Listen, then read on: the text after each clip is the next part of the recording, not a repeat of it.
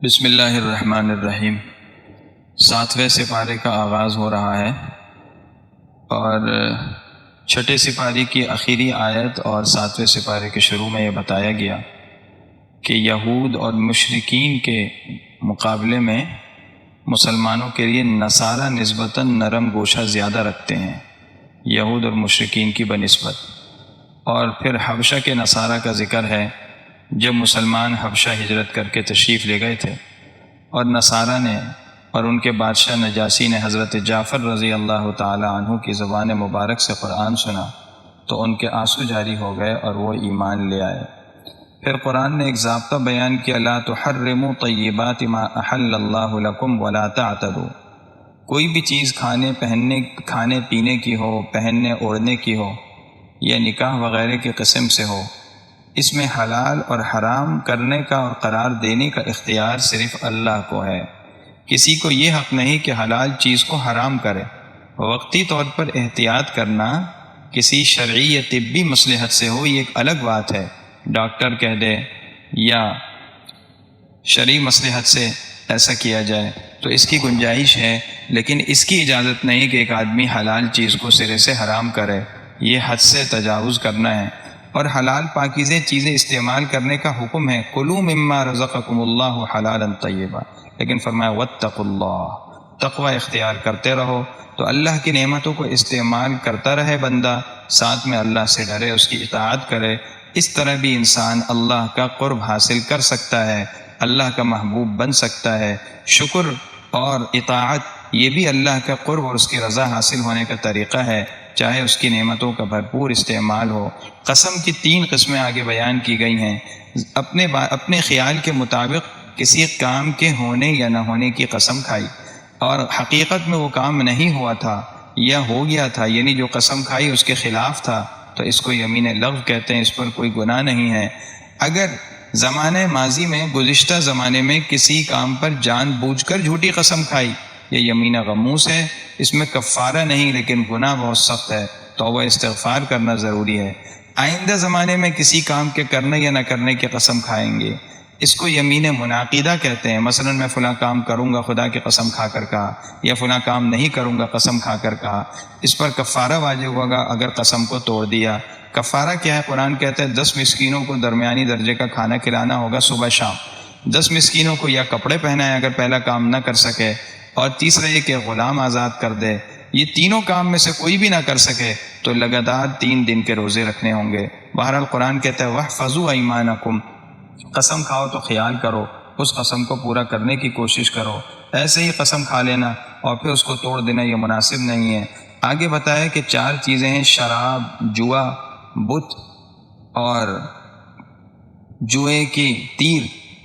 ان کے بارے میں کہا کہ یہ گندے شیطانی کام ہیں، ان سے بچنے میں کامیابی ہے۔ اور ان چیزوں کا نقصان کیا ہے؟ اس کے ذریعے سے آپس میں بغض، عداوت پیدا ہوتی ہے، جھگڑا پیدا ہوتا ہے، اور آدمی ان کاموں میں لگ کر اللہ کے ذکر سے اور نماز سے غافل ہو جاتا ہے۔ پھر بیت اللہ کا ذکر ہے کہ اللہ نے بیت اللہ کو انسانیت کی بقا کا ذریعہ بنایا، اور اللہ تعالیٰ کے یہ گھر بڑی عظمت والا ہے۔ اس کے بعد ایک بات اور فرمائی، نبی آپ اعلان کر دیجئے کہ گندی، ناپاک اور اچھی حلال پاکیزہ چیزیں یہ برابر نہیں ہو سکتی، یعنی جو چیز ناپاک اور گندی ہے وہ حلال اور پاک کے برابر نہیں۔ اللہ کے یہاں اور دنیا میں بھی پاک چیز کی اہمیت ہے، چاہے ناپاک چیز زیادہ ہو۔ تو اس سے ایک اصول پتہ چل رہا ہے کہ قلت اور کثرت، تھوڑا اور زیادہ ہونا، یہ کامیابی یا ناکامی کا، یہ اچھے یا برے ہونے کا معیار نہیں ہے۔ اصل معیار کوالٹی ہے، کس چیز کے اندر پاکیزگی زیادہ ہے، جس چیز کے اندر عمدگی اور صفائی نفاست زیادہ ہے، جو چیز اچھی ہوگی وہ قابل قبول ہوگی۔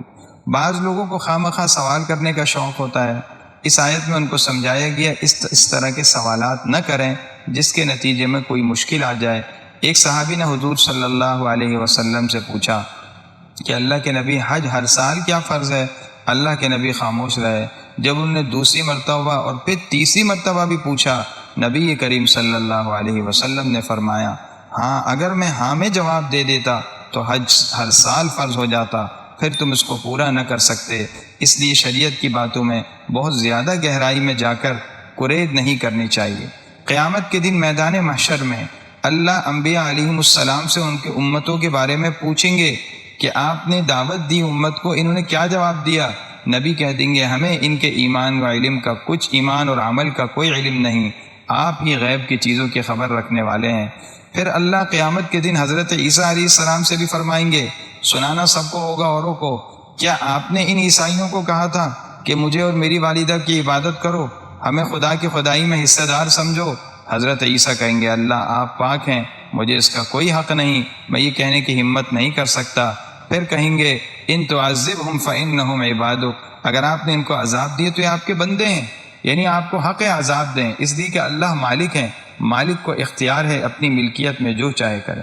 یاد رکھیں ہمارا عقیدہ ہے اللہ اگر ساری مخلوق کو بھی دوزخ میں ڈال دے، اولیاء کو، نیک بندوں کو، سب کو، تو یہ ظلم نہیں، سب اللہ کی ملکیت ہیں۔ مالک اپنی ملکیت میں جس طرح چاہے تصرف کرے، ایک پتھر کو بیت الخلاء میں واش روم میں لگائے اور ایک پتھر کو مہمان خانے میں لگائے، اس کو حق ہے۔ وَإِن تَغْفِرْ لَهُمْ، اگر اللہ معاف فرمائے تو اللہ غالب ہیں، حکیم ہیں، معاف کرنے کی حکمت جانتے ہیں، اور معاف کرنا عاجز ہو کر نہیں ہوتا، اللہ غالب ہو کر ہی معاف کرتے ہیں، اللہ بڑے کریم ہے، اس سے یہ توقع ہے۔ پھر اللہ تعالیٰ فرمائیں گے اس دن کہ عیسیٰ یہی وہ دن ہے جس دن لوگوں کی سچائی ان کے کام آئے گی، نجات سچوں کو ملے گی، جھوٹے تباہ ہوں گے۔ سچے وہ جن کی زندگی میں سچ بسا ہوا ہے، زبان میں، عمل میں، کردار میں، عادات و اطوار میں۔ اللہ ہم سب کو توفیق عطا فرمائے۔ سورہ انعام شروع ہو رہی ہے۔ انعام مویشیوں چوپاؤں کو کہتے ہیں۔ اس صورت میں چوپاؤں کا ذکر ہے، اللہ کی توحید کا اس صورت کے اندر مضمون بیان کیا گیا، اور اس کے ساتھ ساتھ انبیاء علیہم السلام اور حضور صلی اللہ علیہ وسلم کی رسالت کو اور قیامت کو دلائل سے ثابت کیا گیا ہے۔ توحید کا ایک خوبصورت پہلو یوں بیان کیا، وَإِن يَمْسَسْكَ اللَّهُ بِضُرٍّ فَلَا كَاشِفَ لَهُ إِلَّا هُوَ، اللہ آپ کو کوئی تکلیف، کوئی نقصان پہنچانا چاہیں، اللہ کے سوا کوئی اس کو ٹال نہیں سکتا۔ وَإِن يَمْسَسْكَ بِخَيْرٍ فَهُوَ عَلَى كُلِّ شَيْءٍ قَدِيرٌ، کوئی بھلائی نفع دینا چاہیں، اللہ کو ہر چیز پر قدرت ہے۔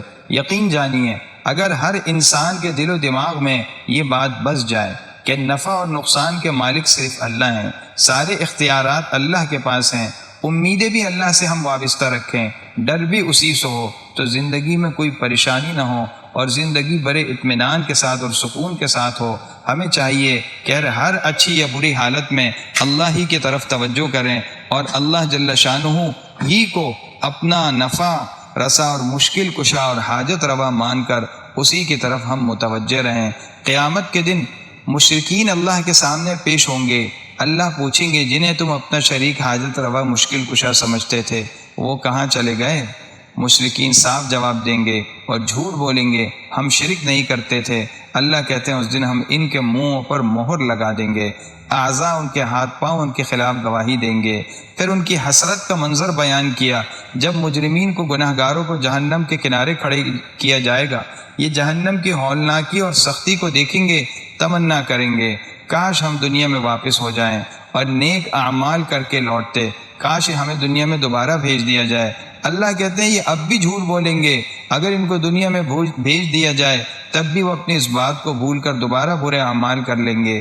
پتہ یہ چلا کہ انسان کو جس چیز کی عادت لگ جائے وہ عادت ٹلنی اور ختم ہونی بہت مشکل ہوتی ہے۔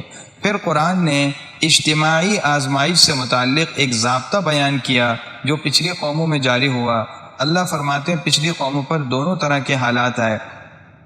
پہلے جب ان قوموں کی طرف رسول آئے تو اللہ کی طرف سے رسولوں کی بات نہ ماننے پر اللہ تعالیٰ کی طرف سے ان قوموں پر سختی کا عذاب آیا اور تکلیفیں آئیں جب انہوں نے واویلا کیا، شور مچایا۔ پھر اللہ تعالیٰ کی طرف سے تکلیفوں کے بعد عافیت اور نعمتوں کے دروازے کھلے، لیکن اس حال میں بھی وہ اللہ کی طرف متوجہ نہیں ہوا۔ نے پہلی حالت میں جزا فضا بے صبری کی، شور مچایا، ایمان نہیں لائے۔ خوشی کی حالت میں کیا کہنے لگے؟ یہ حالات پچھلے لوگوں پر بھی آئے تھے، جب وہ خوشی میں بھی اللہ کی طرف متوجہ نہیں ہوئے تو اللہ کہتے ہیں فَأَخَذْنَاهُمْ بَغْتَةً، ہم نے ان پر اچانک پکڑ کی، ان کو خیال بھی نہیں رہا، اللہ کا عذاب آ گیا اور وہ عذاب سے بچ نہیں سکے۔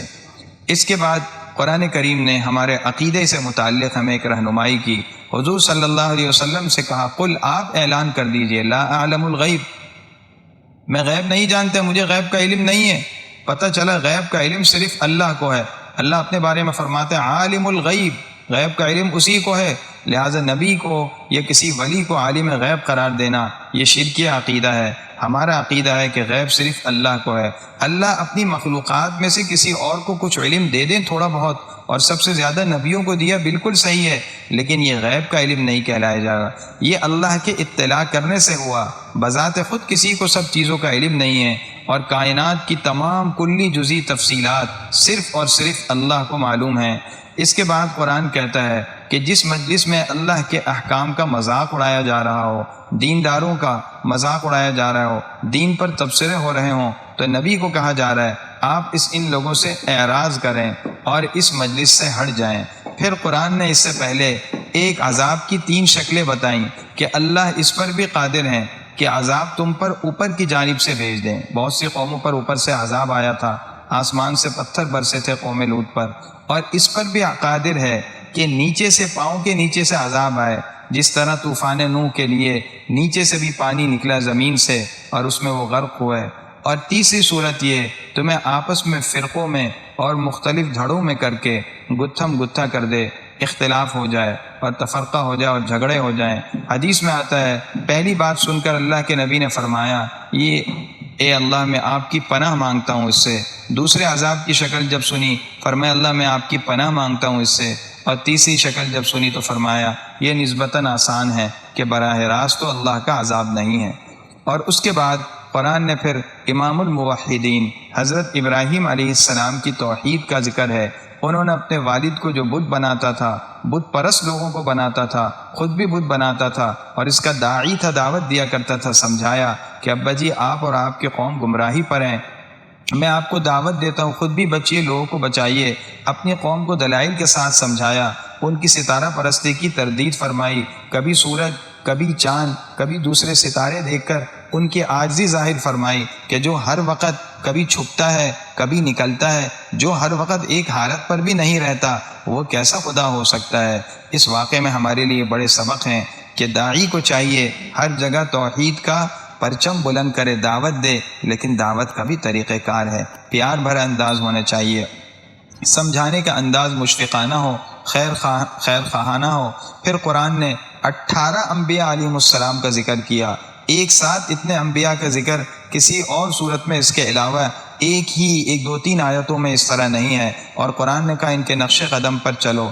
اس کا مطلب یہ ہے کہ جو تعلیمات تمام انبیاء علیہ السلام کی شریعتوں میں مشترک ہیں ان کو ہم نے بھی لینا ہے۔ عقائد میں سے عقیدہ توحید ہے، اسی طرح عبادات میں سچائی، وقت، معاہدے کی پابندی، حقوق کی ادائیگی وغیرہ۔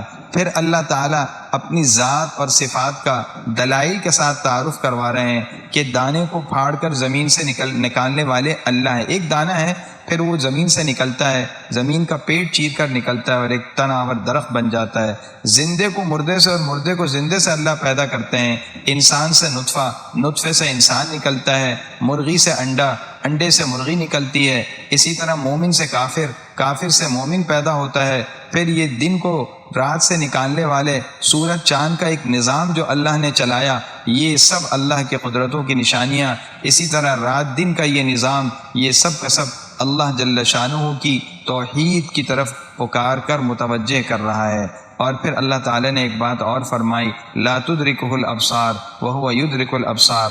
ہمارا عقیدہ ہے اس دنیا میں کوئی جن، کوئی مخلوق اللہ کو اپنی آنکھوں سے نہیں دیکھ سکتی، یہ ناممکن ہے۔ ان آنکھوں میں اتنی طاقت اور ان کے بس میں ہے ہی نہیں اتنا حوصلہ۔